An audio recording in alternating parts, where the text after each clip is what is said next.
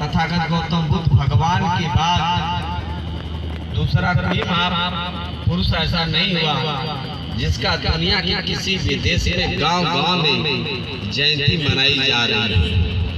आज Baba Saheb doctor B R. Ambedkar की जयंती Canada जैसे देश में का बाबा के ये समाचार के माध्यम से पता चला है कि कनाडा जैसे देश के हर गांव में बाबा साहेब डॉक्टर बी.आर. अम्बेडकर की जयंती मनाई जा रही है।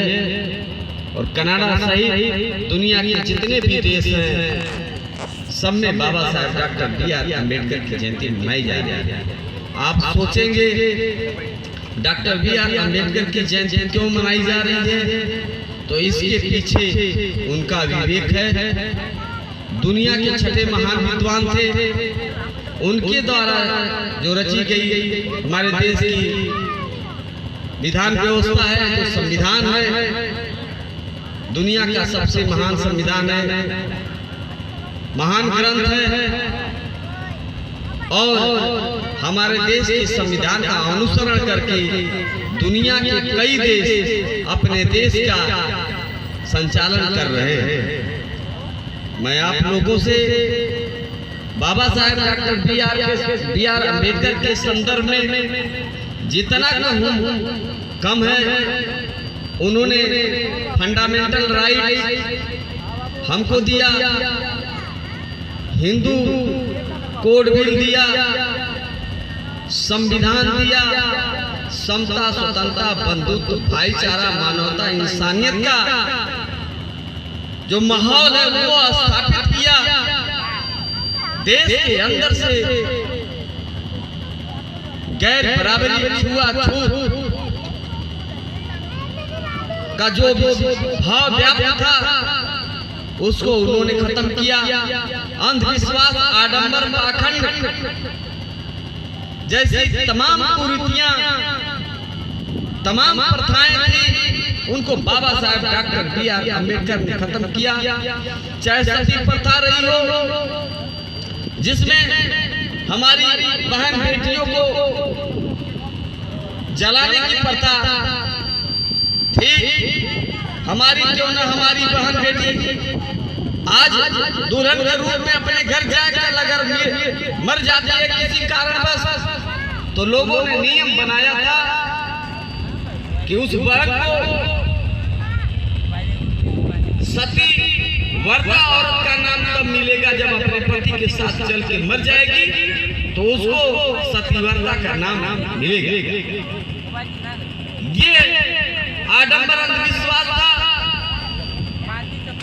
महिलाओं को पर्दा प्रथा का नाम दे करके चौखट से बाहर जाने का ये आदेश नहीं था। बाबा साहब डॉक्टर बी.आर. अम्बेडकर के समय काल में राजा राम मोहन राय ने स्नातक की कक्षाओं में लिखा गया है कि उन्होंने कहा था कि भेदभाव, आडंबर, अस्पृश्यता, छुआछूत नहीं होगा और महिलाओं को चौखट से बाहर न जाने की जो प्रथा है वो अच्छी नहीं है, और उन्होंने उसको भी खत्म किया। आज हमारे देश की बहन बेटियां अगर हुआ रूढ़िवादी व्यवस्था आज बरकरार होती, तो देश के अंदर आप जैसे लोगों ने,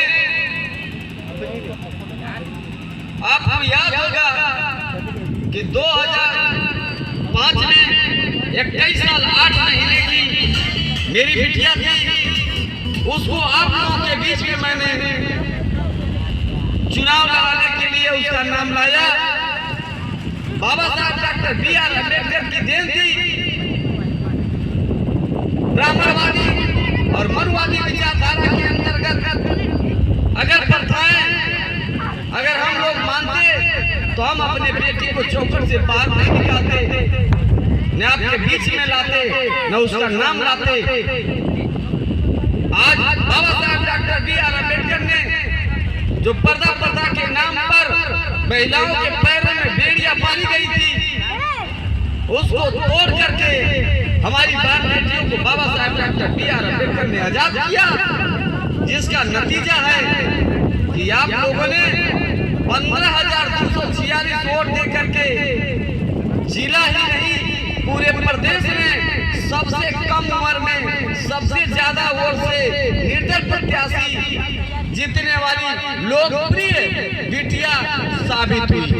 वह सब आप लोगों की देन है।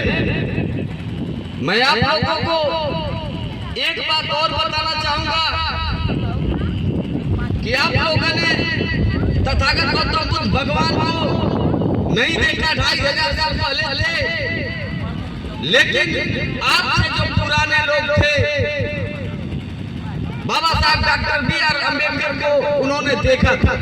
जगजीवन राम साहब के समय काल के जो लोग थे, आदरणीय पूर्व सांसद रामनंद राम के समय काल के जो लोग थे, वो बाबा साहब डॉक्टर B.R. अम्बेडकर को देखे थे, उनके संघर्ष को देखे थे, उनके कुर्बानी को देखे थे।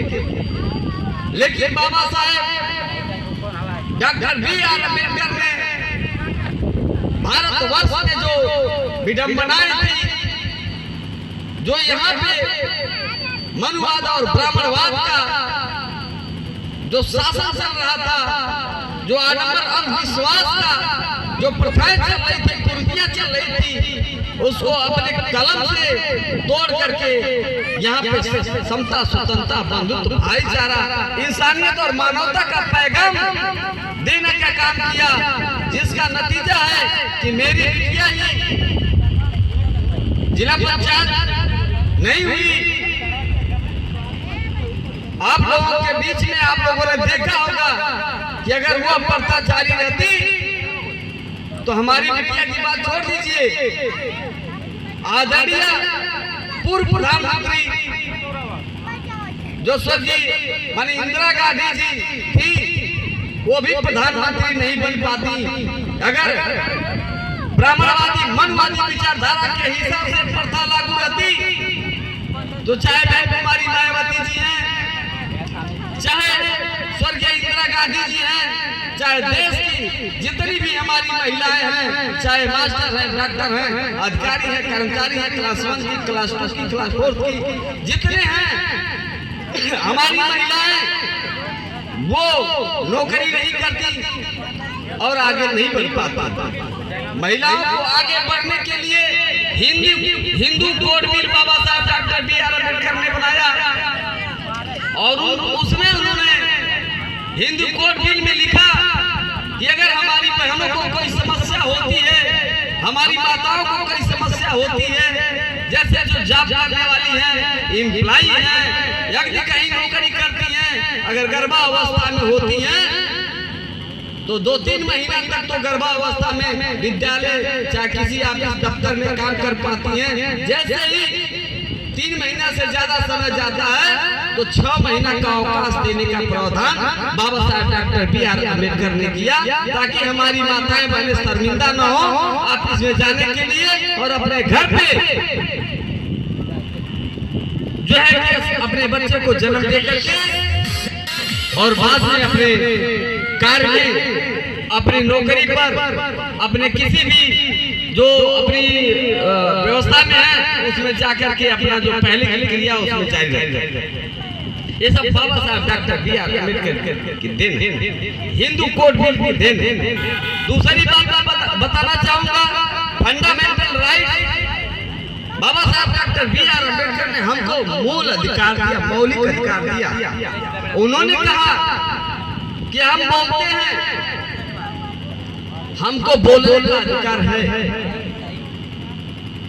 बोलने का अधिकार दिया, पहला अधिकार बोलने का दिया।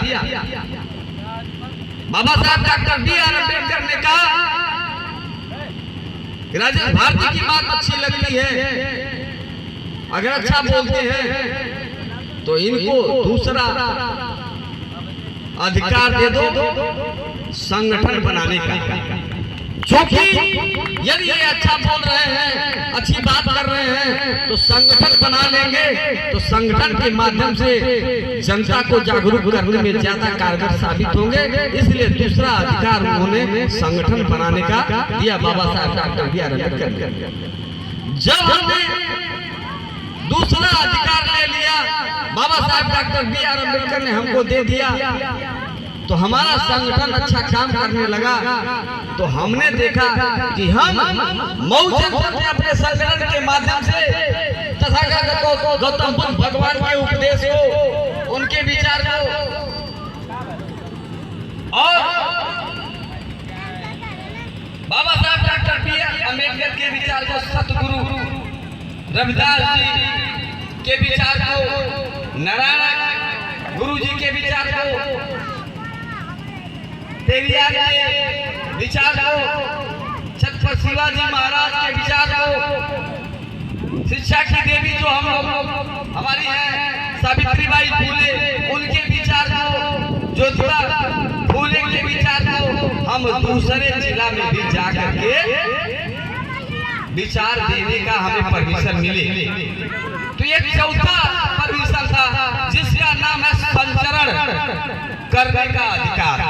हम संचरण करें। संचरण का अर्थ होता है एक जिला से दूसरे जिला में जाए तो उसको संचरण कहते हैं। हम बाबा साहब डॉक्टर बी आर अम्बेडकर ने कहा कि संचरण करके एक जिला से दूसरे जिला में चाहिए, एक प्रदेश से दूसरे प्रदेश में जा करके आप अपनी बात को रख सकते हैं, कोई आपको रोक नहीं सकता है। जब हमारी विचारधाराएं अच्छी लगेगी, चौथा अधिकार है, तो हम उसके बाद आगे जाएंगे। आगे जाने के बाद हमारी इच्छा करेगी कि आजमगढ़ के लोग तैयार हो गए, मऊ के लोग तैयार हो गए, अब हमको यहाँ से उठ करके हमको लखनऊ जाना चाहिए, हमको बरेली जाना चाहिए। जब हम बरेली जाते हैं और बरेली के जिला मुख्यालय पर जाते हैं तो वहाँ हमको रोका जाता है कि आप मीटिंग नहीं कर सकते, आप तो मऊ जनपद से आए हैं। तो वहां पे बाबा साहब डॉक्टर बी आर अम्बेडकर ने हमको अधिकार दिया कि आप वहां पे अस्थायी रूप से जमीन ले करके अपना कार्यालय भी खोल सकते हैं, उसको कोई रोक नहीं सकता। बाबा साहब डॉक्टर बी आर अम्बेडकर ने अस्थायी स्थान बनाने का उन्होंने निर्णय दिया। इसके बाद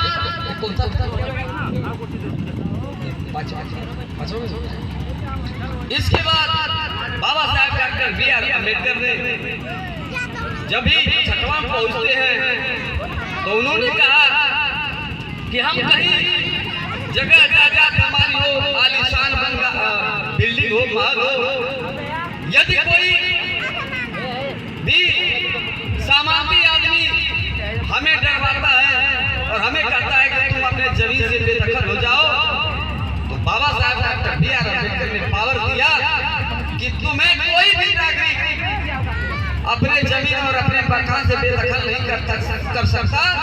वो तभी बेदखली होगी जब भारतीय एकता अखंडता में बाधा आएगा। आपका किसी का मकान अगर हाईवे बन रहा है और हाईवे के सामने अगर हमारा बहुत बड़ा विद्यालय चल रहा हो, डिग्री कॉलेज हो, चाहे किसी विद्यालय क्यों न हो, तो बाबा साहब डॉक्टर बी आर अम्बेडकर ने वो कहा कि जो उसकी हैसियत होती है, उसकी हैसियत के अनुसार उसका जो दाम होता है, जिसका वो मकान है, चाहे विद्यालय है, चाहे जो व्यवस्था, उसको दे करके उसको हटा करके वहां पे जो भारतीय एकता अखंडता के लिए राष्ट्रीय राजमार्ग बनाया जा रहा है वो बनेगा, उसको कोई रोक नहीं सकता। इस तरह से बाबा साहब डॉक्टर बी आर अम्बेडकर ने हमको 6-7 मौलिक अधिकार दिया है। साथियों, हम अपने फंडामेंटल राइट को समझें, हम अपने हिंदू कोड बिल को समझें, हम अपने मंडल कमीशन को समझें। पिछड़ा वर्ग अगर मंडल कमीशन को समझे कि बाबा साहब डॉक्टर बी आर अम्बेडकर ने मंडल कमीशन में हमको कौन सा अधिकार दिया है, हम 22% हमारी आबादी है, हम 22% आरक्षण पाते हैं, आपकी आबादी हमसे ज्यादा है और आपको आरक्षण कम मिलता है।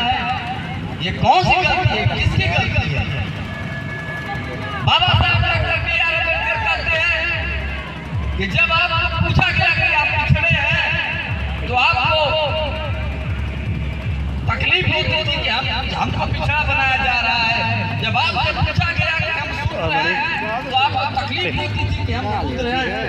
तो बाबा साहब डॉक्टर बी.आर. अम्बेडकर ने कहा जो पिछड़ा होने के लिए कबूल करेगा, जो शूद्र होने के लिए कबूल करेगा, उसको उतना आरक्षण मिलेगा, जो नहीं कबूल करेगा उसको उतना आरक्षण नहीं मिलेगा।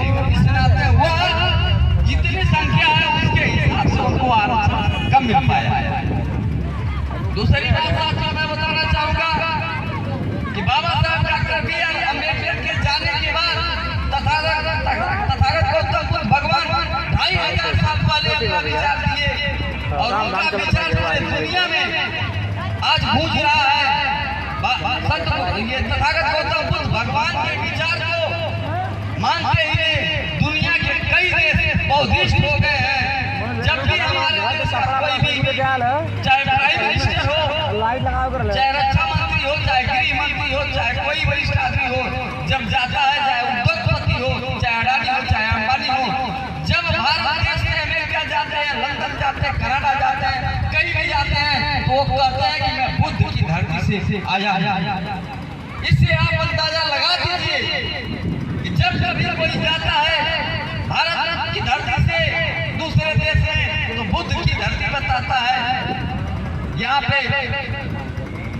33 करोड़ देवी, 56 करोड़ देवता या जो भी है उनका नाम लेके कोई नहीं कहता है कि हम जो है उन देवताओं के धरती से आए हैं। अगर कोई नाम लेता है तो कहता है कि तथागत गौतम बुद्ध की धरती से हम आए हैं। तो वो विचार था तथागत गौतम बुद्ध भगवान का। मैं आप लोगों से